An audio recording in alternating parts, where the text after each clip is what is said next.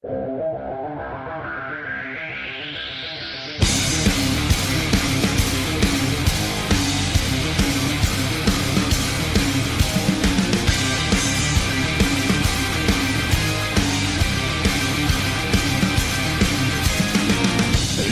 up, there's not a moment to spare. It's quite a drop from the top, so how you feeling down there? It's a cold, cruel, harsh reality. Caught, stuck here with your enemies. Who do you think you are? Tearing us all apart. Where did you think you could go? 'Cause everyone already knows it's 20 to 1. Yeah, so you better run. You got the world on its knees. You're taking all that you please. You want more, but you get nothing from me. You like the burden we bear. You love the hate that we share. You want more, but you get nothing from me. But enemies, enemies. You started something that you just couldn't stop. You turned the ones that you love into the angriest mob. And the one last wish is that you pay for it. And there's no way you're getting out of this. Who do you think you are? Tearing us all apart. Where did you think you could go? 'Cause everyone already knows it's 20 to 1. Yeah, so you better run. You got the world on its knees. You're taking all that you please. You want more, but you get nothing from me. You like the burden we bear. You love the hate that we share. You want more, but you get nothing from me. But enemies, enemies, enemies.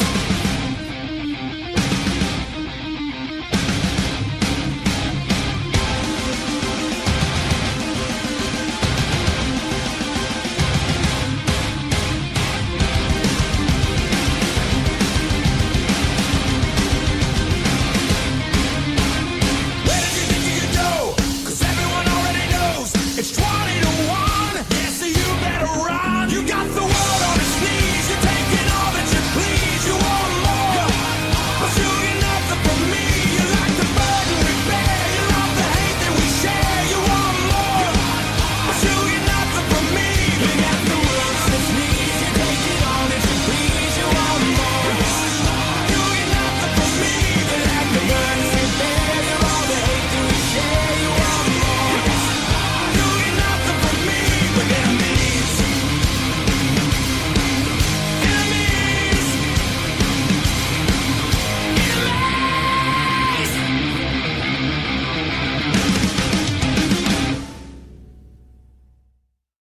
If you smell what the rock is cooking.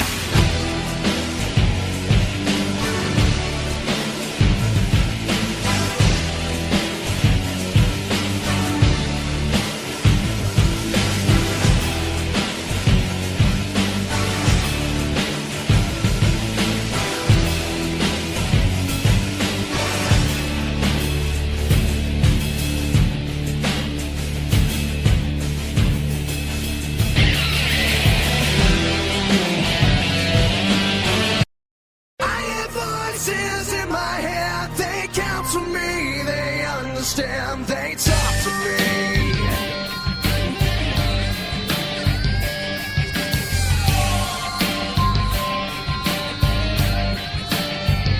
You got your rules and your religion, all designed to keep you safe. But when rules start getting broken, you start questioning your faith. I have a voice that is my savior, hates to love and loves to hate. I have a voice that has the knowledge and the power to your fate.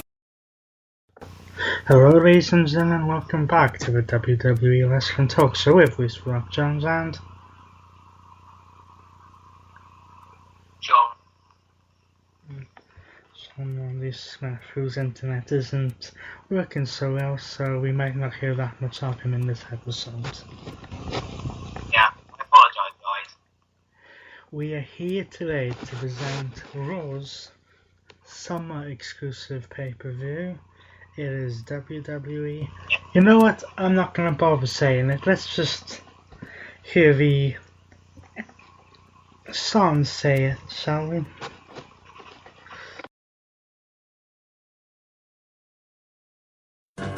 You shake my nerves and you rattle my brain. Too much of love drives a man insane. You broke my will, but what a thrill. Goodness gracious, great balls of fire. Raw presents Great Balls of Fire, which has got to be the worst pay-per-view name in the company's history.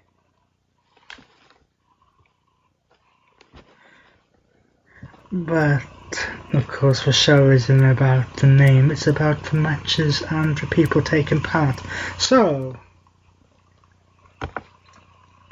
on the kickoff show, we will see a Cruiserweight Championship match featuring the Cruiserweight Champion, the self-professed King of the Cruiserweights, Neville, defending against Akira Tozawa, who will be accompanied by his new mentor, I guess you could say, in former Primetime Players member Titus O'Neil.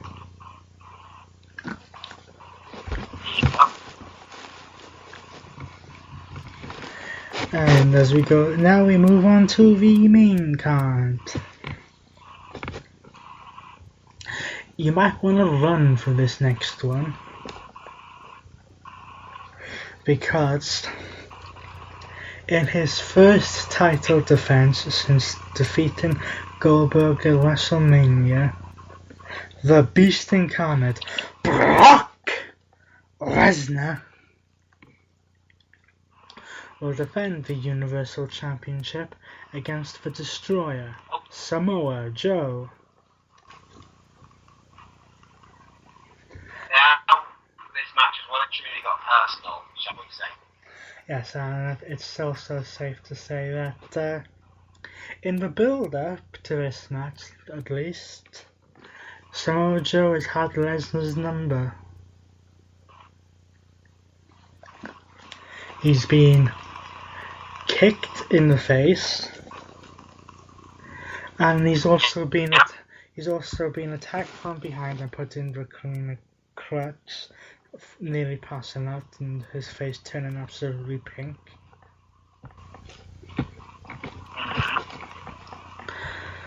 But I think it's a safe bet to say that Brock Lesnar will walk out the match winner. Absolutely, I would agree. So whilst people may not approve of the way he goes about his dates and works for WWE, he is a good businessman, and he knows that if a match is going to make money and he's working with a talented athlete, he will do his best to put that guy over and to make him come out of the encounter stronger. That is very true. Not that Samoa Joe needs help, because he's been in the industry for years, but he's relatively new to the WWE main roster.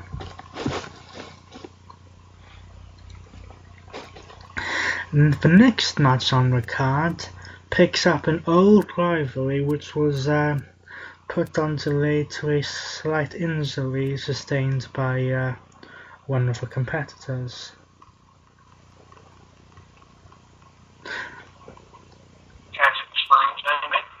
Yes, this match will take place between Roman Reigns and Braun Strowman, and it will not just be any match. It will be an ambulance match.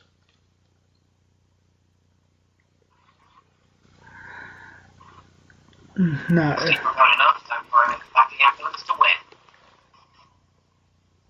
Now, if I was to hazard a guess, I would say that this match was originally meant to take place at Extreme Rules, but due to Braun Strowman picking up an injury at Payback, was it? He was sidelined for a couple of weeks, and he returned in style, coming out of an ambulance and beating up everyone's favourite face. I say sarcastically. Our next match will be the Raw Women's Championship match, when the Raw Women's Champion, yes, Alexa Harley Quinn Bliss, will take on the Boss, Sasha Banks, who will be looking to capture her 4th Women's Championship and hopefully have a reign that lasts longer than 3 weeks.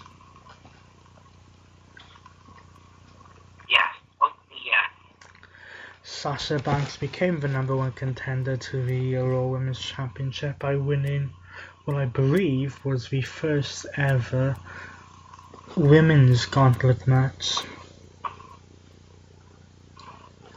A match which was for the most part dominated by Nia Jax until Sasha Banks made an appearance.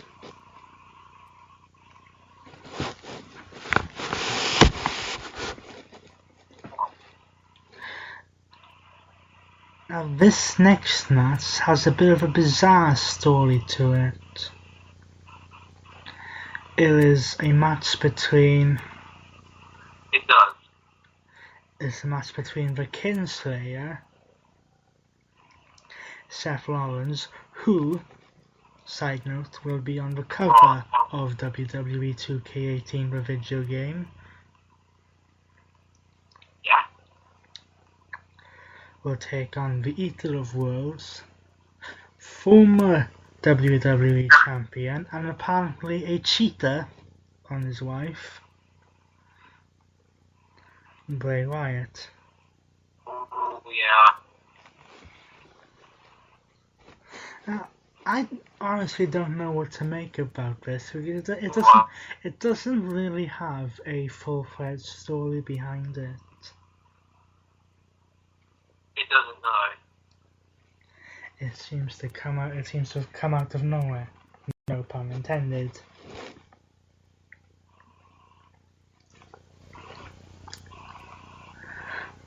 Our next match,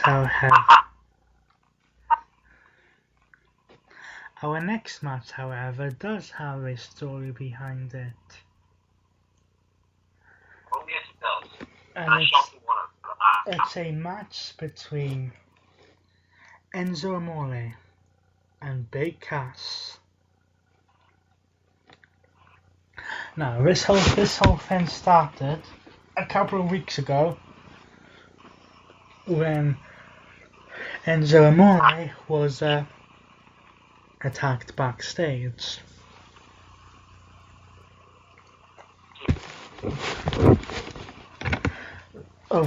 He was attacked several times over a couple of weeks.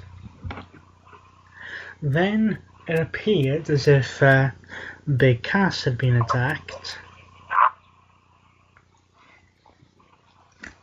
So, Raw General Manager Kurt Angle, who, side note again, will be the pre-ordered special of WWE 2K18, as pretty much was expected,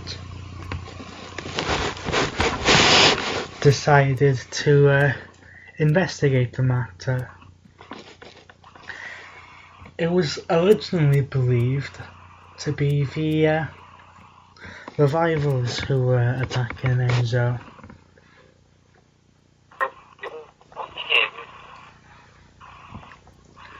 However, On an episode of Raw, Corey Graves revealed some footage which showed that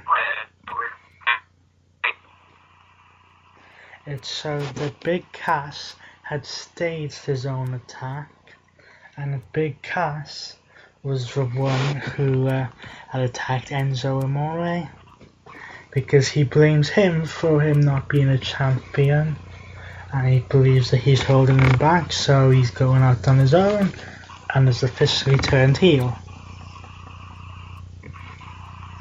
And sealed it with a big whip right into Enzo's face. The following week, it was a attempted get back together, which was employed by Big Cass. And then we had, surprisingly, Enzo Amore this past week come up and jump Big Cass from behind, and therefore this match was made. Now, as much as I like Enzo, it's been pretty obvious for a while that WWE sees their money in Big Cass. I mean, Big Cass was a member of a Fatal 4-Way match which decided that Kevin Owens would become Universal Champion. Yes. What does that tell you? That Big Cass was featured as like in a big box. Our next match has become personal in its own right. Okay. It seems to be a repeat match of a match we've had almost countless times, and it features the 7-time Intercontinental Champion, The Miz, defending the championship against Dean Ambrose. The lunatic drunk. Now we know that at Extreme Rules, The Miz defeated Ambrose to become Intercontinental Champion. However, now he has recruited two, goons to his cause, in the forms of Bo Dallas and Curtis Axel. The Miztourage. And they will accompany The Miz to ringside in this match. Now, I like Ambrose as Intercontinental Champion. However, I can't see a way that he will win this match. No, neither can I. Unless some sort of interference happened, or someone did a mistake and accidentally cost The Miz. Yes. Our next match is also a rematch from Extreme Rules and Monday Night Raw, Okay. and it is for the Raw Tag Team Championships. Oh, yes. At Extreme Rules, Cesaro and Sheamus defeated the Hardys in a steel cage match to become the 2-time Raw Tag Team Champions. And no pun intended, the Hardys reign got deleted. A couple of weeks later, we had the rematch clause and in a 2 out of 3 falls match. That match ended in a draw after the 3rd fall ended in a double countout. Yep. So that leads us to this match, and it is Cesaro and Sheamus defending the Raw Tag Team Championships against the Hardy Boys in what we believe is the first ever tag team Iron Man match. Ooh, that's a rarity. This match will have a 30-minute time limit, and whichever team has the most falls at the end of the time will be the Raw Tag Team Champions. Now, I can see this going either way, because it's been rumoured that Sheamus will be taking some time off of WWE in a while. Okay. Which means that they'll have to lose the championships. But at the same point, the Hardys are not, I don't think, are working a full-time schedule these days. No. And I would almost like to see them go back to working singles. Well, maybe open the doors for the Broken Hardy store.